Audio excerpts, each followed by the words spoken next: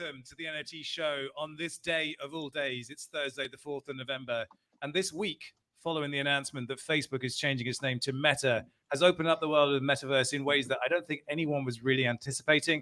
With me today, I've got team members from projects that are doing things with PFPs in the metaverse that will blow your mind. And I'm really excited to have Aaron, David, Brooke, and Kai on the show. I think it's best if you guys introduce yourselves, tell us who you are, where you come from. Why don't we start with the Kiwis? Because for those guys, it's 4 a.m. And handily, we have all worn black to support our brothers down under. So, Brooke, why don't we start with you? Yeah, Brooke Houtsmith. It is 100% 4 a.m. We are in week 12 of a fun lockdown, which is why we all look like this. We all look like kind of that. Remember when they caught Saddam Hussein, he's kind of crawling out of a hole? That's what the whole nation looks like right now. And I'm a part of Non-Fungible Labs, kind of probably a spare unit at Fluf World where we've got great folks like Aaron, who you'll meet in a second. And I'm the closest to kind of like a boomer normie that our company has. So I'm like the translation layer. So any hard questions, straight to those two, wherever they are on your screen, send them that way. The thing is, I know some things about you. You used to be a pro rollerblader. Is that right? That's right. That's right. Craziness, the craziness of the 90s. And then you were a presenter and still presenting, I guess, if allowed. So yeah, the translation layer. When you say translation layer, you are actually someone that communicates to the great unwashed out there. Who else? Yeah. We have double McDonald. So we have the McDonald brothers, who are the kind of tech geniuses behind. I mean, I was looking at you, Aaron, like, how many startups have you got now? 50? Yeah, it must be over 50 now. Yeah, something like that. So tell us a little about, how do you guys arrange your time and talents in the projects that you're involved in? Because there's a few and they all kind of intermerge and intermesh, I think.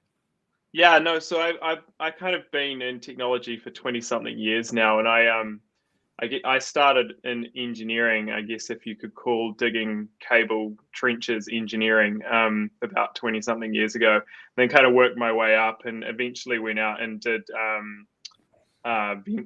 venture and thought that I could kind of help make venture work a bit better. And my kind of key thesis was, how could you get a collection of companies that would work together better to help each other grow, create some kind of snowball effect, and built this kind of connected venture thesis.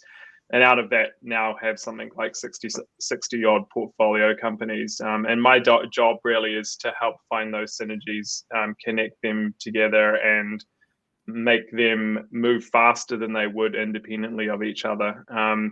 And I have a bad habit alongside my day job of starting new companies. And the Non-Fungible Labs was one of those, along with the Altered State Machine that I've started the last year. And both of them seem to be ripping off into the metaverse now, which is awesome. Loads of fun. I guess the main projects that we should be thinking about is Universe. It's Fluf and ASM. David, yeah. Your handle says ASM. Can you explain what ASM is and how that ties into the Fluf concept? Yeah, so Altered State Machine is a company that me and Aaron founded officially at the beginning of the year, but it's as a concept that we'd been working on for a while, initially around the gamification of machine learning, and kind of democratizing access to machine learning and AI. It really sort of came together end of last year, beginning of this year, and ever since then it's sort of been going pretty strong. We also have Benoit Pagotto, who's just joined us, and I'm really, really relieved that he's also wearing black. So, Yeah, and I have a beard as well, like everyone. You guys is that we're actually starting a boy band, and this is yeah, exactly. Or a caliphate, one or the other. Kai Turner, you are the legend that is behind Meebits DAO, but there's so much more to your story, including Netflix and so much time in the entertainment industry. Can you tell us a little bit about how you've come to NFTs and why you made that big decision to just leave Netflix and come to this weird and wonderful space of ours? Sure. So my background is really product design for 25 years, and innovation. So that was sort of the space I was in before I moved fully into media and entertainment. So I was prior to, well, I also spent 17 years in London. So I was working for various companies. One of them being Moo, the card company, which was my project was leading their innovation lab around physical to digital products. So it was chips in cards. And that really got me thinking about tokenized experiences. So when I came back to the States and I landed at Sony Pictures, I still had that kind of bug in my mind of, thinking about this space. And that was around 2017 when CryptoKitties came around. So I immediately made the connection of, oh, this is what I've been doing, on the other side of things, with the physical side. This is tokenization where it's purely digital. So that clicked for me right away, and I got into the space and got involved in that community and stayed abreast of the NFT world. Tried to launch a few projects and kind of filed a few patents through Sony at the time, but it was, if many of us remember that there was a little bit of a peak and then a dip and a crash, and kind of all the project sponsors suddenly decided that crypto was dead and NFTs were dead. Was this in May? No, this is 2017, 2018.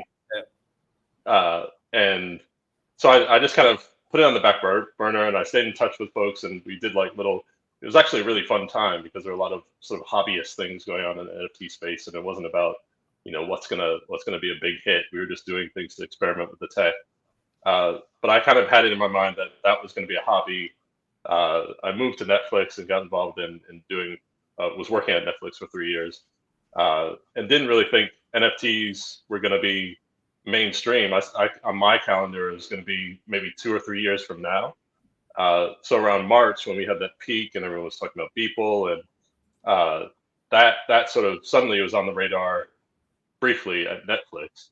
And I was involved in a lot of meetings and pitching projects internally, but the scale of it still wasn't like Netflix scale. They just crossed 200 million members, so it's like they're not, and the NFT space isn't at that scale, but it was getting big enough, and I started advising a company called Block, and through that we did Meebits DAO, and just these opportunities. We raised about $500,000. I guess closer to $1 million now with ETH prices, for Meebits DAO. And I just saw that as a fast moving space and a really innovative space, and a space that could support our company. So it seemed like a time to move. So we moved over, and I've sort of evolved our strategy with my other co-founders, Bart DeCreme and Mark Mayo. And now we're focused on franchise IP for the Metaverse as our kind of long-term vision, and Meebits DAO plays an important role in that. And it's a massive one, because I think franchise IP, as we're starting to see with projects like Bored Apes, OXB1 signing up to talent agencies, it's going to be immense. That brings me finally to Benoit. Salut Benoit, comment tu vas? Ouais, ça va, toi? Benoit is one of the geniuses behind Artifact. Their long-awaited avatar project, CloneX, is coming soon. Yeah, by the end of the month, yes. By the end of the month, you heard it here first. That's some alpha. And we're very excited to see it because it's a metaverse. It's high-quality, three-dimensional PFP products that can be used in a number of different ways. Tell us how on earth you decided to embark on the CloneX journey, because you didn't have to do it. No, I mean, we started because, since day one, it was always in our mind that avatars were big.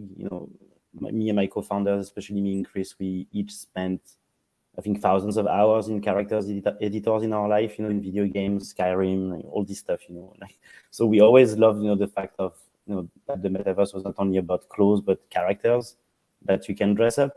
It's just that we started off with sneakers and more on the fashion side. But I think after seeing, it all started when we bought our CryptoPunks. We understood that it was, the access to a secret society in a sense. Then we're super good friends with the Apes team, and we've been following what they do since the beginning, and seeing them how they really, gathered people around a very, very strong community and brand. We thought that, of course, we had, to play our own part as well. Funny enough, a lot of projects, and including the Apes, they mentioned that they were inspired by us, when they started that thing. So I was like, okay, maybe it's our time, to do our own thing, because everyone is inspired by us. And when we decided, immediately we decided that it was going to be anime related because we love anime. Everyone in the team, we think it's also the type of avatar that can talk to a very broad type of audience. And we thought, okay, let's do anime in 3D. It's very hard to do because even Studio Ghibli, when they did that, it was a bit criticized. When I don't remember the name of the one they did. So it's very hard to nail it, to do it properly. So we really spent a lot of time first on like that base face shape and how we do the textures and have details, even though it's still stylized. And yeah, we just started nonstop. It's been not that long actually when you think about it. I think it's been 4 months, 4 or 5 months. We're just full on this, and we're super excited about it because we think it's really the next step of what you can do as a brand on the metaverse, and especially in the fashion brand. I think a lot of the fashion stuff are focused on clothes, when now that you have the opportunity as a brand to also create your characters and sell them, but that your collectors can use the IP and build their own stories and attach stories to this character, pass it on later on. So we think it's really, really huge, and we're very happy to be the first fashion brand in a sense to do that. And I think once we do it and people understand the magnitude of it, everyone's gonna try to do the same. But that's why we try to put the bar very high, because we want to make sure that we stay on the top for a while. More to like traditional brands, in the sense that we don't consider competition from any of the crypto projects. We are friends with everyone and we encourage everyone. So I just think it's really cool to be able to do that. And yeah, hopefully we don't fuck it up when we launch, right? But should be good. And also wanted to say, Kyle, I love what you guys did with Meebits DAO. I think all the tooling around the 3D side, the exports, all of this is super important. And our theory as well is, because I came from an esports background, and in esports there's a whole this community of very young Blender artists that do stuff for YouTubers, for thumbnails and all this type of stuff, or content. And we hope that because we give the 3D files to the collectors, that they're gonna work with young creative and creators who know 3D that collectors don't know, and we create some kind of a relationship like a YouTuber and their editor in a sense, and really grow that ecosystem like this. It's dumb to give 3D files, but Meebits were the first to do it as well. So I think it's very, very key factor. That's one of the cool things we've seen in Fluf world, is the community helping each other to learn those tools and to start to play with animation of the characters and making content. Like the number of people who've never done anything like that before, and just because they have the 3D assets, they're becoming content creators and learning how to use these tools. It's kind of like this really interesting phenomenon I don't think you see anywhere else, where you give people tools and the freedom to be creative with those things and commercialize those things. And those communities just come together and help each other to learn how to become creative people. It's such a fascinating thing to watch, and one of the most special things I think about how this metaverse is evolving. Well, it has its roots in machinima, and I always love machinima because people are just hacking from really basic tools. I want to throw it to Kai now, because it's easy to forget that Meebits was a very progressive, very ahead of its time project, and people have kind of forgotten about it. But when it landed, it was the biggest story in town. It was the next big thing from Lava Labs. But what happened after the drop, Lava Labs just went, they went, here are some files. And that was it. Right. And the person that picked up the pieces was Kai. So I want to get your perspective on how on earth you got to the place where you're now working, I guess, with the blessing of Lava Labs, but building these tools, because there was nothing before you started doing that. Yeah. I mean, I think, Lava Labs sort of was, I think the expectations around them is what grew. Like they've been pretty consistent in how they've released projects, and they did CryptoPunks as an experiment, and they did Meebits and released all the assets for them in the same way that maybe they did CryptoPunks. But I think the industry, the sort of ecosystem, NFT ecosystem around them had evolved to the point that now there was this expectation of you have an NFT release and you have a roadmap and you have some follow on. So yeah, we did kind of step in and say, hey, we want to do something with our Meebits. At the same time, we were interested in people were talking about DAOs, and we were saying, what is this DAO thing, and how can we figure that out? So we thought, maybe there's an opportunity to do what we want to do, what we want to see happen with Meebits. I was just independent at the time, and I'm like, I can't do this by myself. So maybe this DAO structure where it's about, kind of related to what we've seen in open source, but new and more interesting, and has this sort of collaborative governance model behind it, and voting on things and owning a treasury. That seemed like a really exciting model for being able to gather the community around building out something that is also open. So we also have this view that, we're interested in the metaverse, what's interoperable around the metaverse. So how can you move your things from place to place? And it felt like Larva Labs sort of set that vision out there by saying, here's everything for free, do what you want with it. And then, so we were saying, well, what can you do with it? And one of the immediate things that we wanted to do was convert the files over to a VRM, which could be used on more platforms.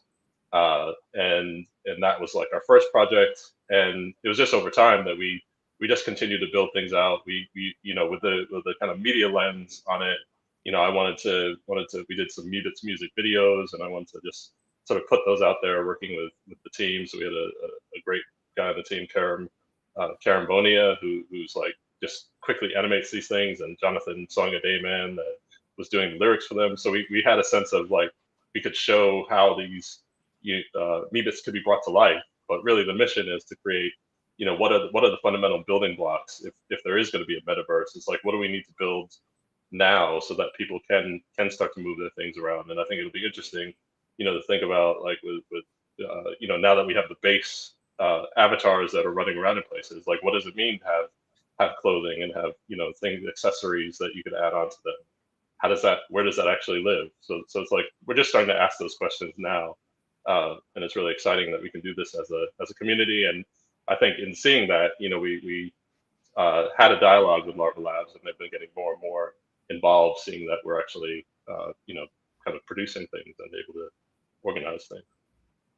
So with the Fluf team, there's the ability to add something extraordinary into the asset using ASM. Yeah. And I'm really curious if you could give us an overview of what brains are, and maybe give us a little bit of an insight into what the thingies are as well. Yeah, I mean, I think from the outset, we thought about Fluff World as being something more than just an avatar, and kind of tried to imagine what would a metaverse character need to be able to do to exist in this kind of movement of culture over time. You see a lot of projects that come out, and they're relevant culturally at that point in time, but culture evolves and things change. And I think one of the really important decisions the team made was to make Fluff World's architecture these dynamic NFTs, where you can come in and over time evolve the character and place it in a cultural setting that changes over time. So when you can change the background theme song behind your NFT, and you can do that as new music comes to market or as cultural trends change. You can change the scene or the location that it's in, that can move with the times as well. We talked about kind of fashion earlier, and the ability to kind of update the look of your NFT over time. I think those are the things that we kind of thought about quite deeply. And as an extension of that, at the same time, building out the altered state machine, it was like, well, how do characters exist in the metaverse? Beyond being someone's profile picture on Twitter, like, how do they actually exist in that world? And what we found was that metaverse spaces were lacking in vibrancy. You could go to name your favorite land, and these kind of billion-dollar asset bases, and they go into them, they're quite stale and dull environments. And so that's quite a big statement to make, because visually, I kind of disagree. I think they're actually pretty eye-popping and interesting. So what do you mean by the dull? Well, I think, I mean, on what platform exactly? Yeah, I mean, even visually, like, they are kind of a little bit same everywhere. Like, you can stroll, unless you're in like a super kind of busy specific environment, or a specific event, there isn't a lot to do. And even when there are big events on, and you can scroll around, like the majority of Decentraland, it's quite empty and dull.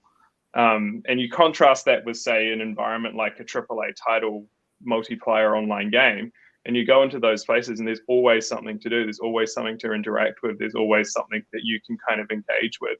And the difference is that there are non-playing characters in those games that keep them alive and vibrant and evolving and moving over time. But how do you reconcile that with the kind of build your own and bring your own ethos of these metaverse spaces? And so that's where Altered State Machine comes in. It's a way to add intelligence to your NFTs to make them or make it possible to introduce that vibrancy into metaverse spaces. So now you can kind of bring or import non-player character attributes, whether it's a mini game, whether it's a quest helper, whether it's a vendor, whether it's a greeter at your space or a virtual DJ. All of these kinds of richnesses that you'd expect in a AAA title can now start to be brought in the build your own or bring your own ethos within metaverse spaces. So non-fungible intelligence allows us to inject these into these characters. And you kind of go that step down the track. Well, how many people have like more than one avatar? Well, I have Bored Apes and Meebits and Flufs and Thingies and, name your characters. I can only like rock one at a time, but I could put all of them into the metaverse as agents doing these interesting things and interacting with people and making the spaces vibrant, following me around as a posse or going off and playing a play to earn game like AFA. So that's one of the kind of cool things or the key things around the Altered State Machine and how we're working with Fluff World is bringing intelligence to these entities to make them useful in these meta spaces. Yeah, that's the thing that always blew my mind about ASM. Is like it's compatible with any PFP that you want to bring to life, and I guess totally it's engagement. It's an always on, always expressing you or the rules that you decide to add to it, and that's why, as you rightly said, we have a quiver of PFPs, and they could all be working for us while we sleep. That's the sort of the passive income dream state, but the metaverse is persistent. It's always on. So what's happening while you're sleeping? Can your avatar be selling albums for you? Can it be selling? Can it be ranting about the latest tweet from President Trump? It can. All of these things are possible. And like as you said, that richness in terms of non-play NPC style engagement is really interesting. I'm going to throw it to Benoit now, because you've been teasing stuff for months now. And I think we're starting to get a sense of the picture, but I think maybe we don't have it all. Is there a metaverse in the CloneX ecosystem? Is that what you're building out? Because I see stuff, I'm like, are they building a world? No, like so to be transparent about that, so first I love teasing, so sorry if I'm really good at it as well, so that's what happened. But no, we've been working on thinking how can we make our own world, but we think it's a very long-term thing. We're in touch with some partners to make stuff happen down the line, but it's not gonna release anytime soon at all. And what we do, and I think we revealed some of it already, but what we did is we thought of because it's as what's your name again? The Fluff. Fluff Worlds. No, your name. Yeah. What's his name? Aaron. Oh, Aaron. Okay, Aaron. So as he said, a lot of the metaverse spaces are Aaron the Fluff. A lot of these, metaverse platforms are quite empty in a sense, and as well they have a very very short draw distance. So when you're used, to see big worlds, you're like, okay, I see 50 meters away, and there's 5 avatars going on. But we thought, okay, how can we actually start by making something very very small? Rather than trying to make something very big initially, and how can you make that small thing a very interesting social place to not only hang out and see your friends and stuff, but also display your collection and do things. So that's why we've been working. I'm a big fan of On Cyber. I'm very good friends with the founder Ryan since a while. We really wanted to do something together, and that's actually one of the first things we released for free to the owners of the avatars as an airdrop. I think 1 week prior after lunch.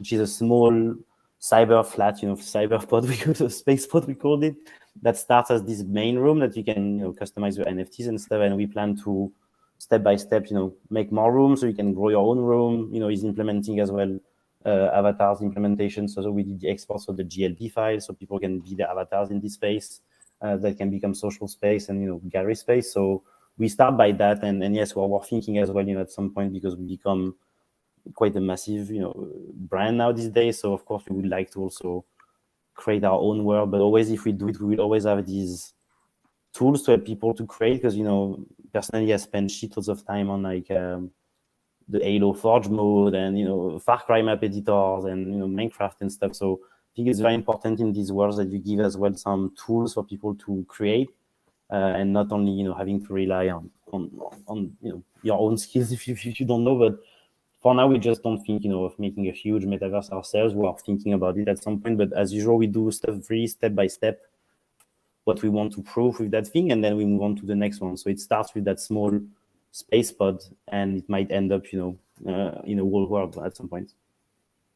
I think that's the really cool thing about this space is that crowdsourced content, is that you can do a lot of high quality small things and they make up something that's greater than the sum of its parts. A single human can't boil the ocean, but it turns out 7 billion of us are pretty good at it. Yeah. Don't boil the ocean. Boy, I never heard that. It's not interesting. And I think, I've been so impressed from the outside watching. We're lucky. Something before we went on air, we were discussing the accidental advantage of New Zealand in this, and that for 30 years, thanks to Weta Workshop and Peter Jackson, we've been cultivating these amazing 3D artists and concept designers and product designers. And it's just incredible. They're not everywhere. They're also really expensive now because of all the people demanding them. But if you've got children and they're wondering what to do this. And so we're lucky enough. And I don't know if I'm allowed to share. Can I, if I click the share thing, can I share on screen here? I'm going to do it. I'm going to use the technology. Share screen. Boom. Done. Just to give you a sense of from my outside. Here we go. It's really messy. Oh, there it is. Yeah. Boom. Done. Screenception. Screenception. Yeah. So guys, these are the burrows, and about a month ago we released this concept art from this just a genius, Emery Watson's his name. He worked with the Beyond Games guys, who are another group of geniuses. And so you've got this incredible space that is being dropped sometime in December for Fluff owners. And the thing that I was most scared of is like you go in there and it's beautiful and you walk around and there's nothing to do there. And I think that the practicality of these agents that you might have, like one that's learning to be a producer or a DJ, and you get a notification that they've got a track finished when you wake up, or there's artists, or all the different those agents are a reason to come back into your burrow. And I think Benoit, what you're saying about starting with something small, a small space like this that you can pack with reasons to go there is kind of like a little bit of the track that we're on at the moment. Now I have to stop sharing this. I got to say, guys, because when you guys launched, sorry. No, go ahead, man. Yeah. I was about to say good stuff about Fluff, so let me say it and then you say. But when you guys launched, like we looked at what you did, and we were like, okay, like it's. I mean, personally, I thought, okay, what the fuck are these bunnies? But then I looked at the 3D and etc. and I thought, okay, like these guys are legit. We never made fun of you, And and I have to say I didn't follow too much what you guys are doing, but all the stuff you're talking about is really, like super advanced, I think, compared to a lot of what avatar projects people are thinking. So I'm really impressed that you guys are thinking all of that. And you are from New Zealand, so it's true there's a lot of crazy talent there. Well done, guys. Yeah. You have a weird accent, but it's okay. Weird. Oh, come on. I mean, like talking of like crazy stuff. The thingies is, I think, like one of the craziest things we've done. These we dropped on all the Fluff holders these 3D animated rigged furry spiders, and they are like a mind trip because what we did was we trained an AI to paint some paintings. It painted 10,000 paintings. These really cool like generative artworks. And then we took that those 10,000 paintings and applied them to the fur of each one of these avatars. So each avatar fur pattern is a piece of art that has been transferred from this kind of generative art into the thingy itself. So you've got 10,000 individually painted avatars from by an AI. Are super cool. Yeah. And we have like another stage. I don't know. Should we talk about it now, or is it we're going to ruin the surprise? We are like. I tell you what. What was one say? We are supposed to be alphaing this in like 5 hours, 5 or 6 hours. Why don't you hint towards it? Aaron? Because I know that LV50 and a bunch of the. Okay, here's the thing. If you are in the community, don't then go and leak this straight away into Discord. Okay, go ahead, Aaron. Yeah, so each one of the thingies is also an altered state machine, and so they can paint AI. They're an AI painter themselves. So you have 10,000 artists out there, individual AI artists creating their own generative art, and the fur patterns and the location they're in and the ASM brain, their own DNA or their own soul, come together to give it perspective on the art that it paints. And you went the whole way. You can't stop yourself. So we've got this kind of artception going on where this AI painted these things, and they are being AIs themselves that paint things that people can go and take and put into the metaverse. And so when I was talking about the burrows before, just the idea that you get a notification that your thingy is finished, a new piece, and you go down there and you interact with it, and then you're sharing it with the community. I mean, we've already got, and I'm just going to, those that are watching, I honestly believe we have the most amazing community, not just an NFT. I've never seen, my communities is my thing. That's I think what I bring to the project is my love for helping build communities. And I've been in socials for a long time and helped people build. My current clients have 16 million followers in social media.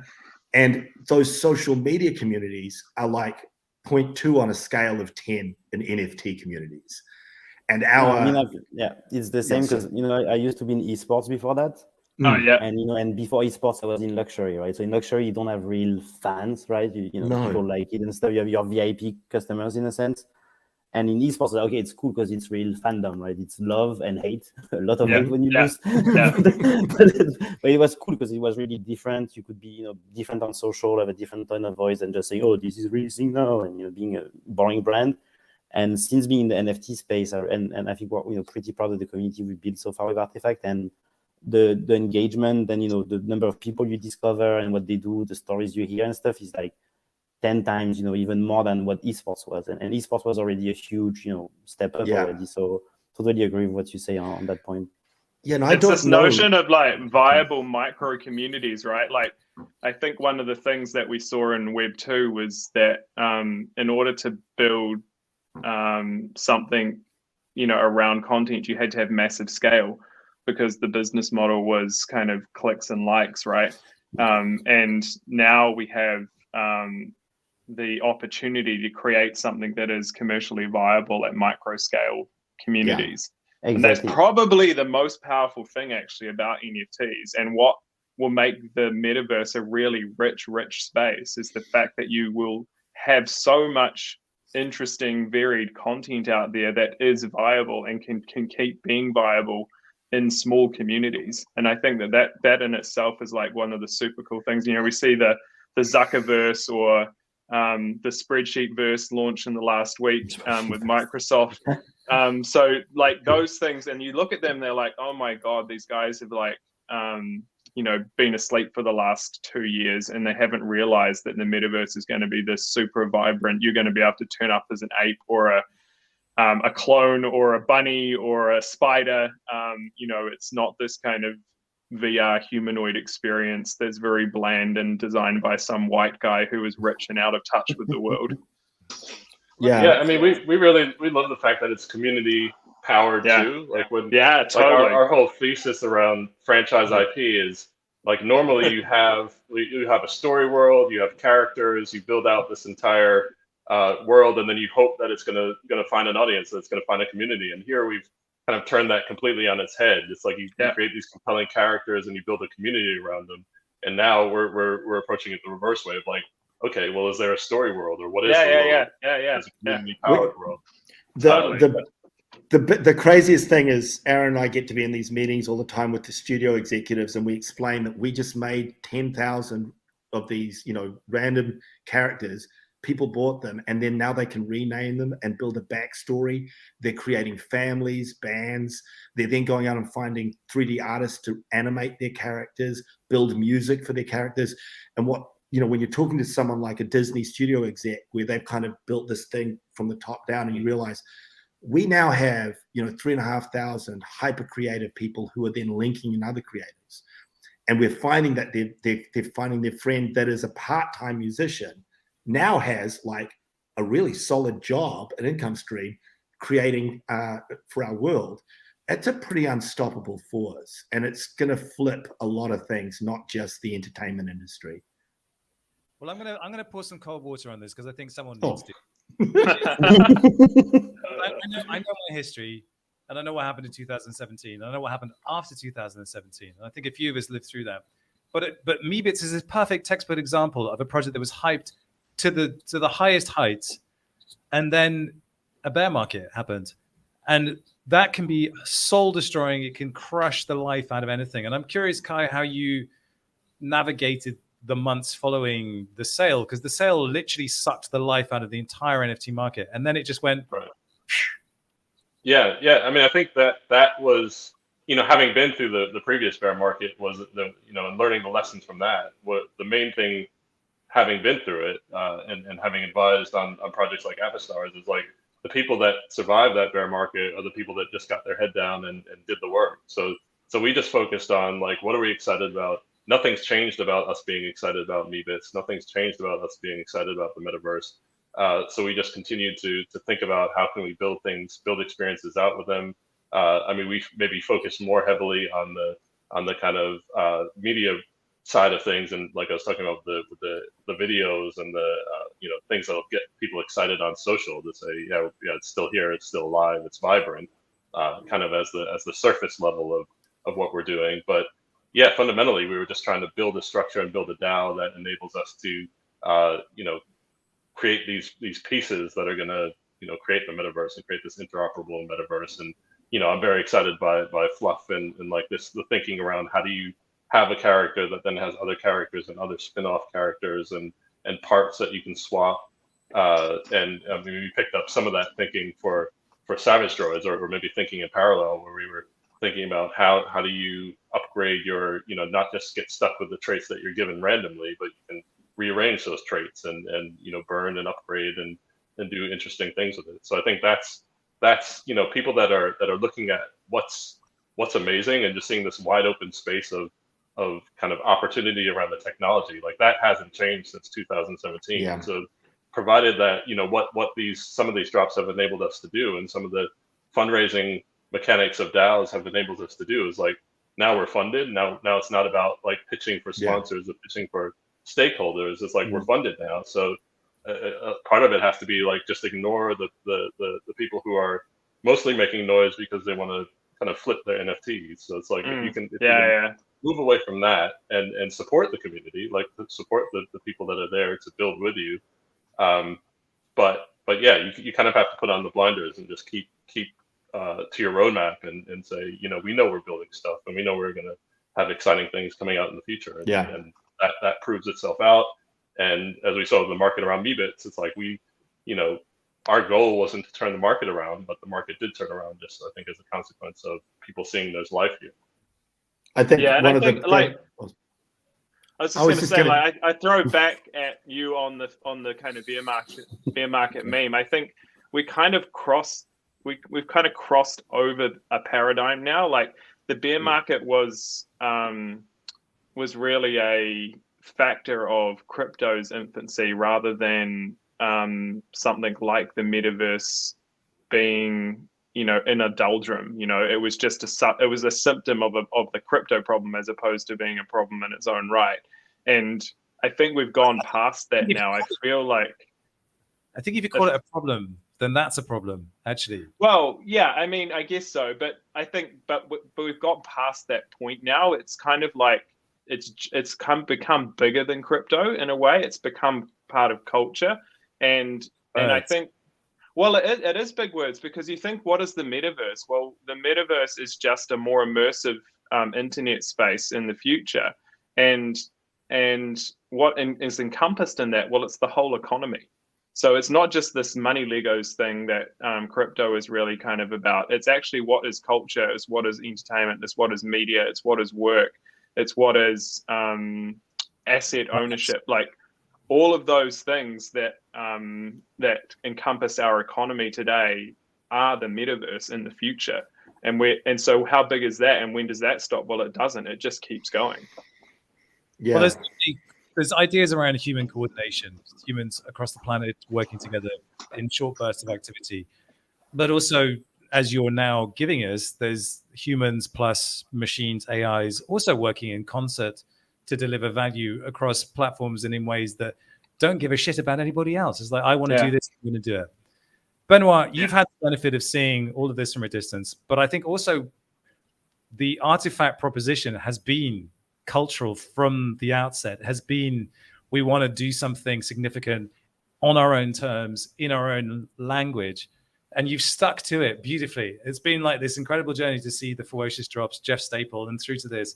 I'm curious where you see your big vision, and if you can give us a sense of how the wearables, how the fashion connects with CloneX, and what the CloneX owner looks like to you. Who has one of these things, and why would they love it? I mean, towards where we was, I said, we think for us it's like a very core element of, it's about building an ecosystem and then opening, while keeping it open for creators to, make it better. Because I think we come from since the early days, our goal was always the same. Like our idols were Gabe Newell and Valve. And, Valve, they changed the game with innovation, with Half-Life, Team Fortress. And then they realized, okay, like we're good, but we'll never be as good as all these crazy creators and gamers we have around us. So we're going to open Steam Workshop, all of this type of stuff. So we always had the same exact vision. It was our strategy. It was in my pitch deck. I had a big image of Gabe Newell, my pitch deck, 2016Z and stuff. And it was always the same, like start by building a brand, a community, and a reputation by innovating the shit out of everyone. So we try to do that still today. I'm very happy that some, guys like you guys are doing crazy stuff, because I think it's not only about us, it's about, the whole movement, as you say, because all the big corpos are coming, and, with Facebook and stuff, it's just gonna, spice up everyone. So we need to stay strong to make sure that we continue with our vision and not just, follow what the mainstream might go to.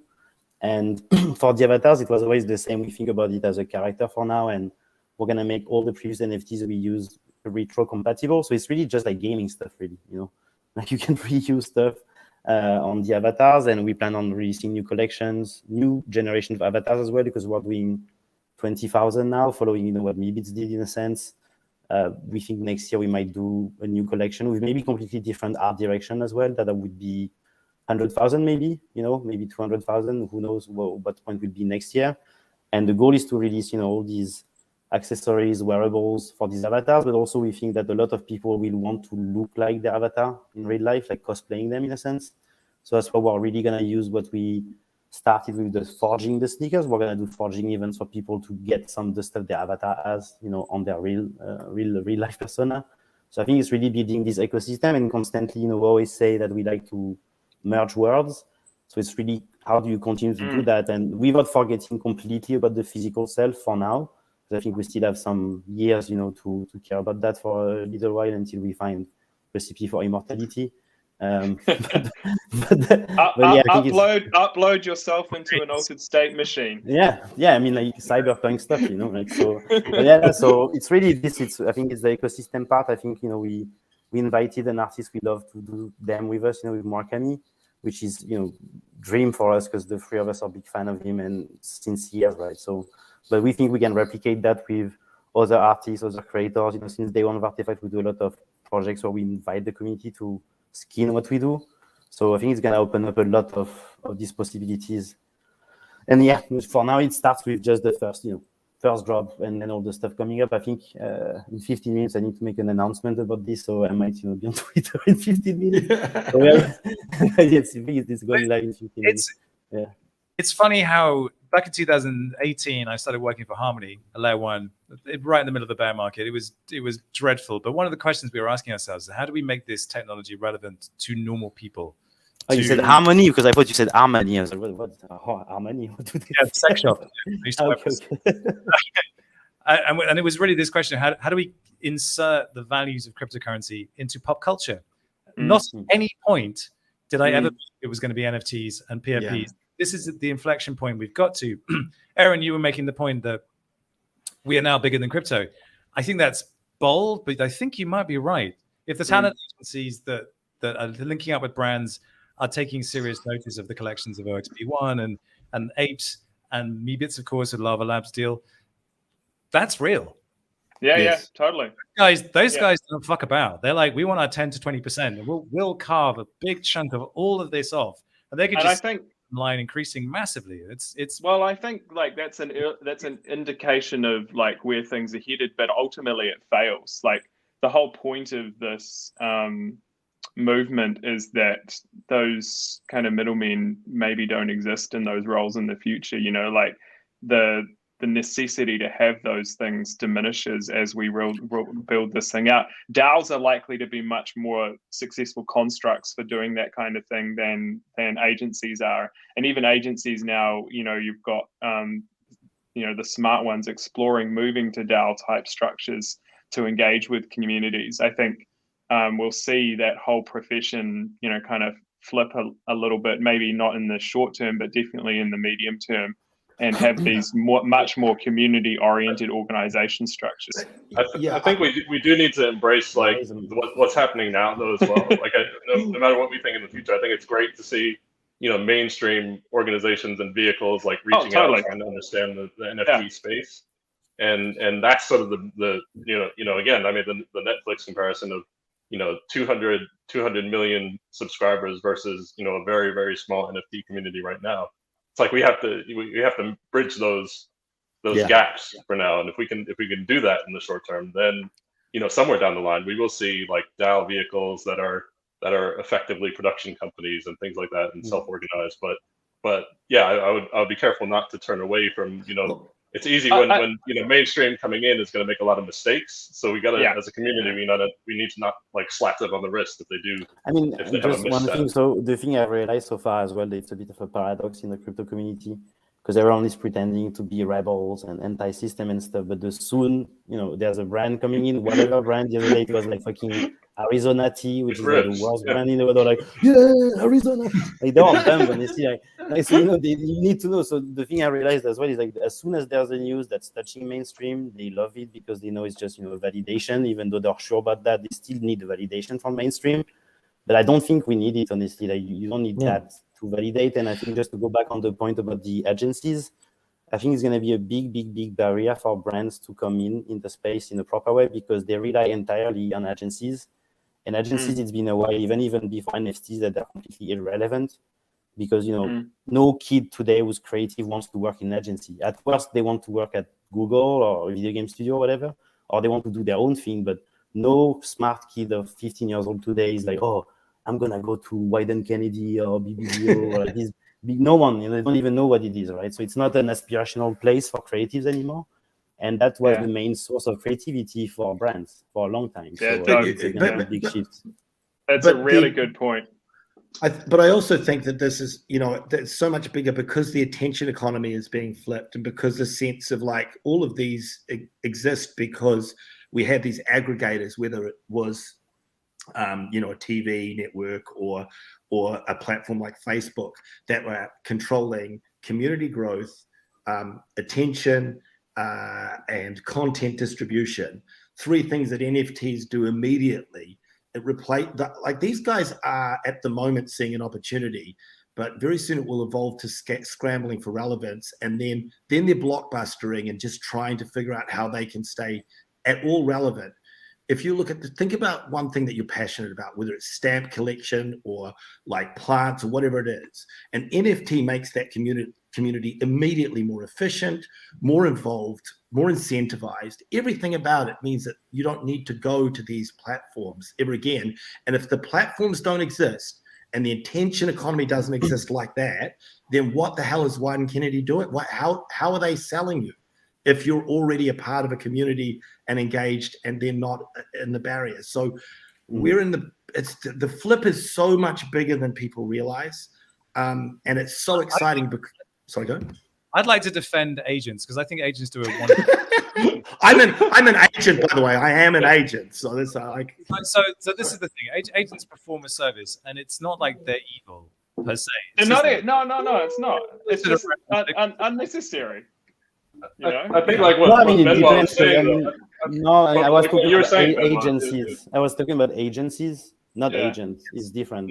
Agent is different because, you know, as an artist, there's stuff you need to be helped on as well. Yeah. Not everyone has the business sense and all of this. Yeah. So, yeah, that's very necessary still because it's not going to change from one day to the other.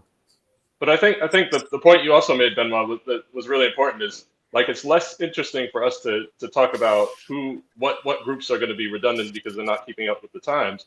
The real story is the fact that you can go direct to artists, and then artists now have a voice, artists have a platform, and there's not a need to unnecessarily go through lots of different layers to be able to get to artists, to be able to pay artists, for artists to see their royalties, etc. Yeah, but this is a game changer for artists, but also you need to, and we see it as well from our side. I guess you guys see it. It's for a lot of them. It's very difficult as well because it's very difficult to be discovered. A lot of people are hyped on projects that are mainly driven by is it pumping my bags or not. So that's the fear I have a bit for the artists because everyone is. We've been promoting it as a game changer for artists, but I know quite a lot of them that are struggling, and even though the thing people don't pay attention to though is that a lot of artists are in like very different countries. So even if you pay 0.1 or 0.2 E for their stuff, it could be huge for someone in different country. But a lot of them are struggling, and that's why as well the tools we've developed to do our generation. We did a software we called Super Trade Generator with a fake Nintendo logo. We did, but we plan to make it open after for everyone to use and make it better because honestly it's still a messy thing. But hopefully some artists will be able to also come up with their own generative project, because I think it's not because it's 20,000 thing that it's not art anymore. It's just you change the scale. And when you combine human minds with machine minds, you can do stuff at the scale you could never do on your own. So I think it's very important for artists to not think, that's competing with us and that's not for me. I mean, artists, they should look into what can I do collectible-wise and how can I put my own touch on it and make something really cool.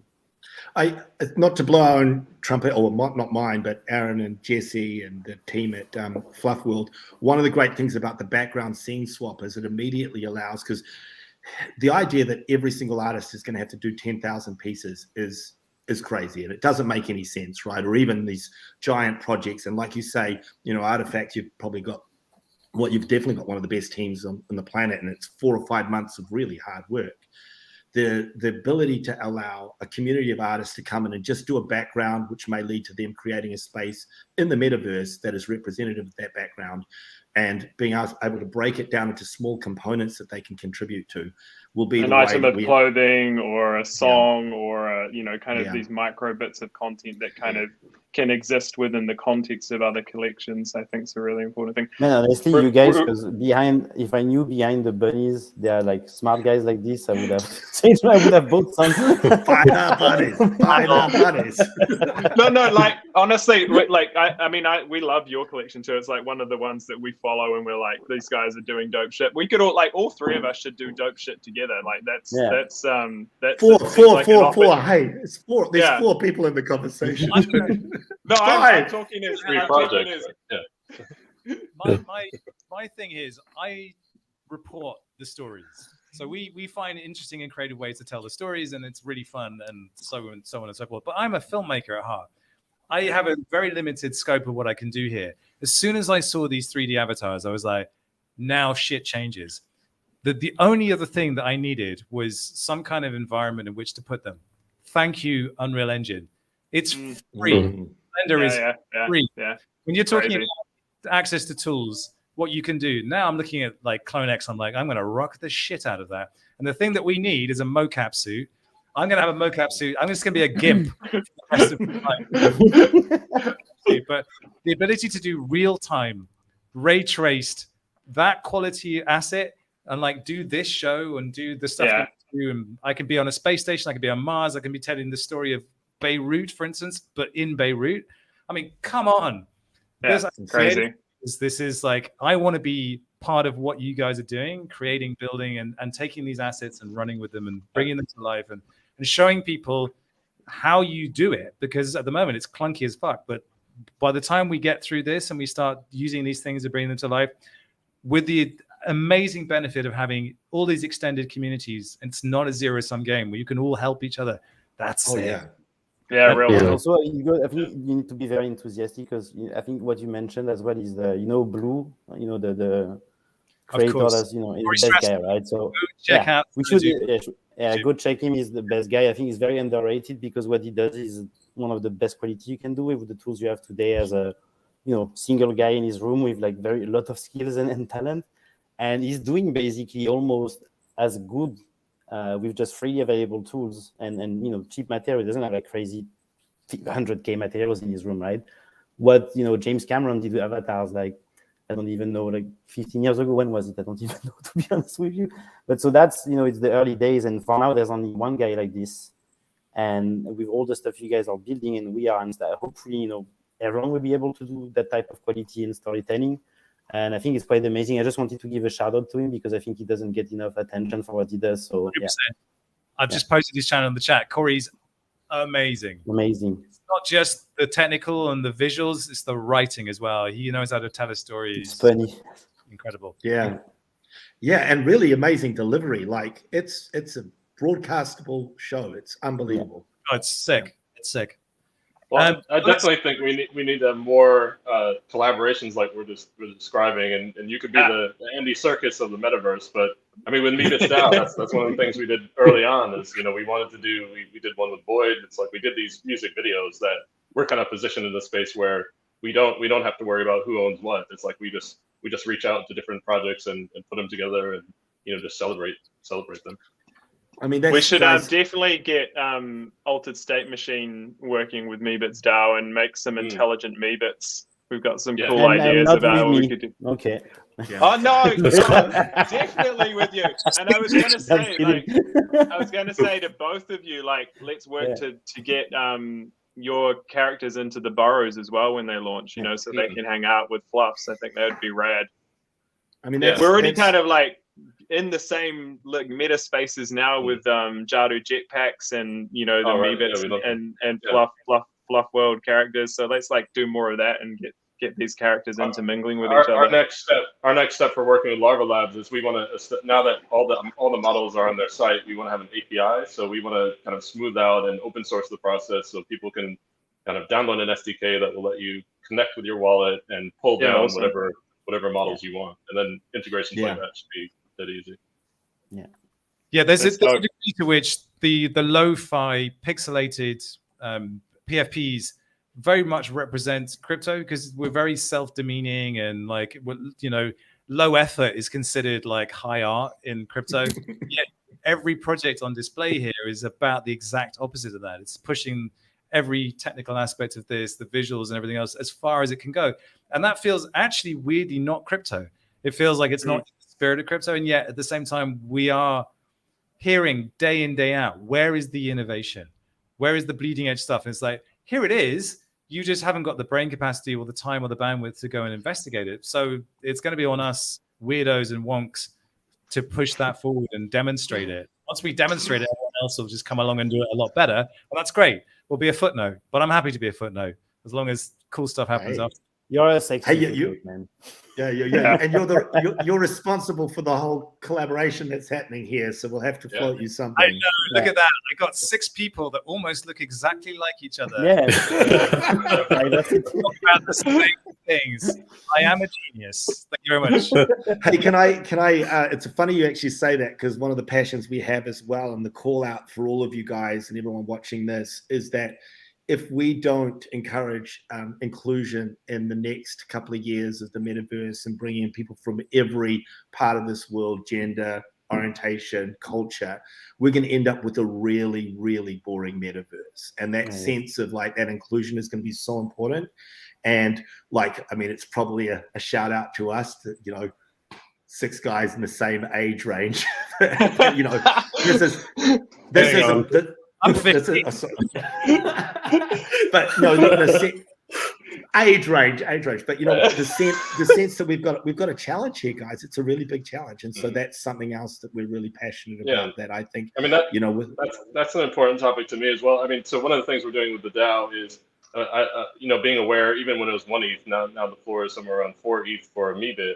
Is we're working with a group called Seasons to make a fractionalized bundle of Meebits, and that's going to enable. It's not just a static bundle. It's actually a wallet. So we can say that if you own 10 tokens, and we can price that at whatever we want to price it at, you'll have access to that bundle of Meebits in the metaverse. So this is our way to try to diversify, not have such a high barrier. We'll both not have such a high barrier of entry to different communities who might not be able to afford a Meebit.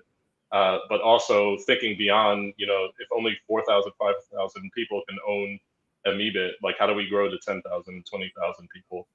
So both diversity, we have a program called Meebits Like Me, where we want to do outreach, and we've reserved some of our founder slots so that we can be focused specifically on diversity and inclusion. So yeah, I think Meebits, and again, it's kind of following the lead in a way of Larva Labs, in that they did make such a diverse collection and didn't gender them and had a wide variety of skin tones. So yeah, we want to continue to build on that. It's brilliant, man. That's absolutely fantastic. Yeah, I see that in CloneX as well. Having spoken to the folks at Fabricant about the importance of digital fashion when you're understanding what your own identity is, and we're starting to see fluidity of gender, fluidity of digital self, and in one day I might be this. I see CloneX is really supporting.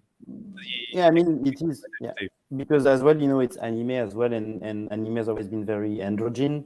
So we actually didn't do any male or female traits. We let people decide what they want, and also, it's also because it's.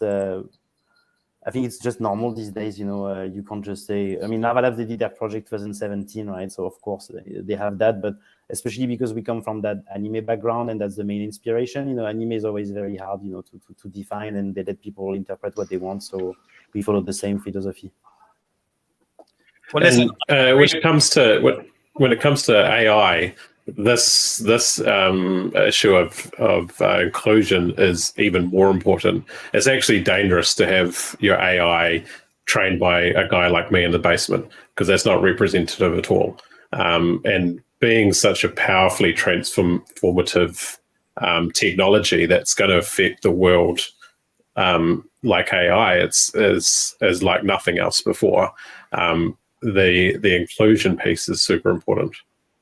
Yeah, and that's, I think, one of the super exciting things around ASM is the ability to introduce community concepts to artificial intelligence. So you can have AIs that are owned by a DAO, and the DAO can be involved in the training of that. So you can get true diversity of thought into the training of an AI agent.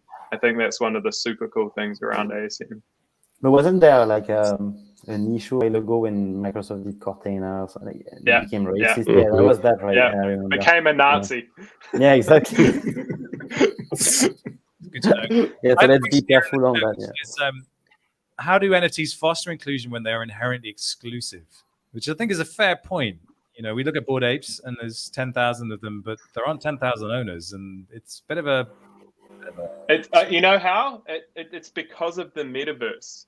And that was back to my point earlier. Like, you can now have these super vibrant, viable micro communities that represent a niche of culture, a niche of personality, a niche of viewpoint of the world. Those can be viable. They can exist in their own right now, and they can be organized around this narrow kind of affinity or kind of identity in the metaverse. Like, it's not like it used to be, where to be relevant, you had to be part of something that had scale. You can do stuff that's relevant at micro scale. And that's how you get diversity, by having the ability to do stuff at micro scale that does identify with those individual cultural groups, and at the same time exist in a big space together. The problem with Web 2.0 metaverses is that they're just VR apps, and they're curated, and because they're curated, they become these kind of homogenous areas, which is not representative of how humans have evolved and how culture has evolved. And because the metaverse is open, and because I can bring my stuff to your space, we can have clones, and we can have Meebits, and we can have Flufs in the burrows, for example. You get that balance between inclusion because of micro communities and togetherness because of open spaces. I think that's the really powerful thing about NFTs. That changes the game because it makes it viable to do that where it wasn't before. And I think it's also down to like project owners to just have that question in the back of their mind. So if you're working on a project and you want to reach out to, if you're looking at the communities who are buying, maybe you set aside some, maybe you actively work to onboard communities that aren't big into the crypto space, aren't big into the NFT space. So I'm involved in a conference called FinTech Black Fest, where it's aimed at historically Black colleges and universities, and just telling people like this is the NFT space, because I think part of where we are right now is there's a lack of understanding of what the space is. So I think all of us can take some time and say like who would it be good to reach out to and onboard and try to share some understanding of why we're excited about it, because we're the early adopters, and make sure that it is that information. What's interesting is that actually we don't even need to do that. It's kind of happening by itself, and it's almost healthier that way, that we don't have to preach, we don't have to shill. It's kind of organically finding its own way. And I find myself more and more trying to live in what I call the hyper present. I don't try and plan too much ahead because it doesn't work. Like the best thing is just to be open to what's going on right now today. And part of that's because we have to do YouTube videos like 10 times a week.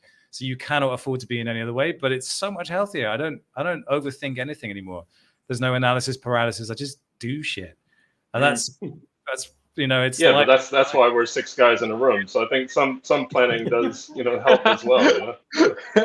And to go on this, I think it's important. We need to make an effort because it's such a potentially life transforming type of technology and community that we can't, even though again I was just us like with our beards and stuff, and everyone saw and I couldn't blame them because people were criticizing the apes queue in New York and stuff, but I mean it's these guys that got on the community and got the apes and everything. But it's important to maybe proactively a bit educate other people faster rather than them just buying into what Facebook is doing in a sense.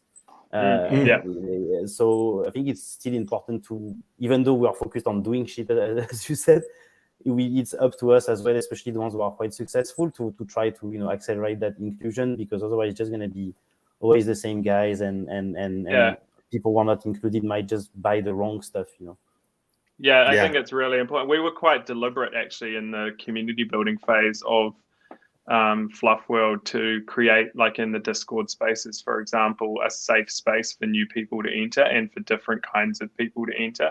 And it was a deliberate thing we had to do because, the natural evolution of something that takes off in the space tends to attract, a crypto bro.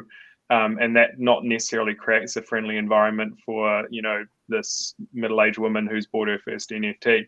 And doesn't understand the memes and isn't in the culture, and kind of doesn't know how to respond to that environment. And we were really kind of deliberate about making sure that our community was a safe space for people to come in and learn and understand and be, bring new people in. And we have so many people who've come in and said, this is the first NFT I've ever bought, because I felt like it was something that I could engage with, and it wasn't kind of this over there or other thing, that this other world that I wasn't part of anymore. I think we really have to be deliberate about those things, because it won't happen organically.